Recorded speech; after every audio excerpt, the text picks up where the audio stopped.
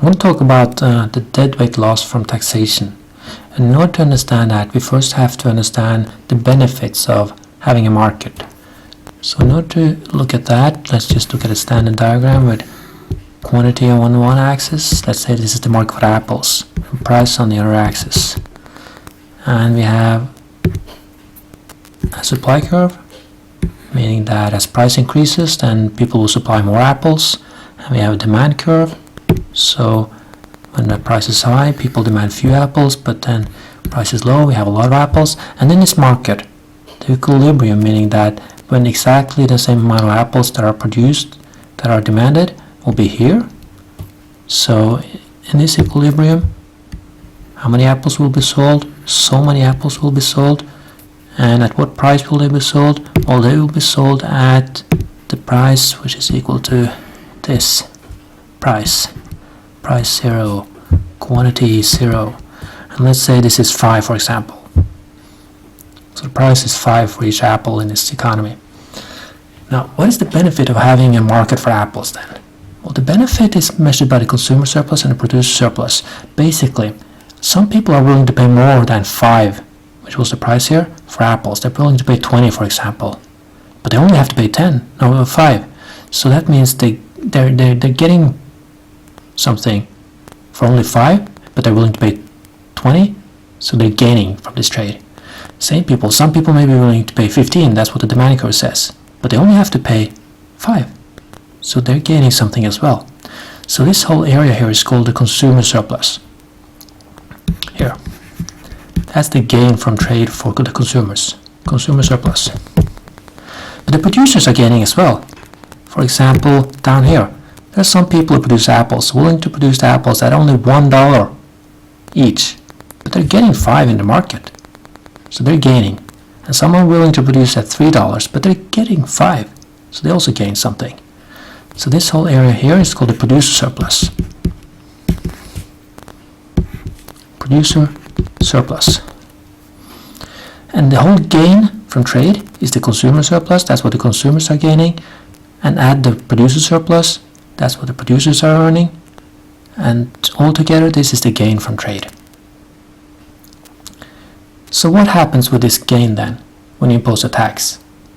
Well, a tax will change the supply curve because now it's more expensive to produce something. So the supply curve will shift inwards. So you will have a new supply curve. Let's say you have the following supply curve after the tax, S1, and at that, with the new supply curve, you also have a new price and new quantity.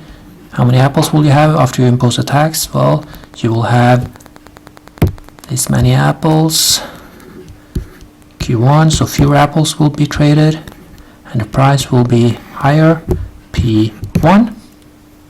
Fine. That's easy. We know that you shift the supply curve because it's more expensive and the producers have to pay more, and you get a higher price and a lower quantity. And the tax itself here, that's what you're imposing here. It could be 5% or it could be $1 for each apple. That's 2 different taxes. Okay, but what happens to the consumer surplus and producer surplus? Well, with this tax here, you will create, the government will actually get something. How much will the government get? They will get the quantity here times the tax. The tax is the difference between the 2 supply curves, and the difference between 2 supply curves would be something like this. So that's what the government will get. This whole bulk here, the government will get this. And then the consumers, they will still get this amount up here. And the producers will still get this amount down here. And then there's only one small triangle we haven't accounted for, which is this triangle here. So this triangle is the deadweight loss from taxation. It used to be divided into a consumer surplus and a producer surplus, but now when the quantity has moved and the price has moved, we still have consumer surplus and producer surplus and the government gets some, but there is a loss here. That's what we call the deadweight loss from taxation. What do you mean? What is this loss? Well, it means that when you impose a tax, then people will have to change their habits. They no longer face the same prices, so they have to change their buying habits. And that imposes a cost. I will no longer buy as many apples as I used to, or maybe I'll buy oranges instead. But I would like to buy that many oranges. I will be forced to do so because the price of apples has gone up. So that's basically a cost. I have to change what I buy, and that means that my utility is not as high as it used to be. What is the loss? Well, it's this area. So this shows that putting a tax on something imposes a cost.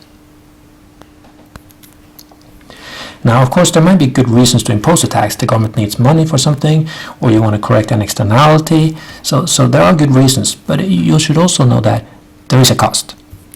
Now,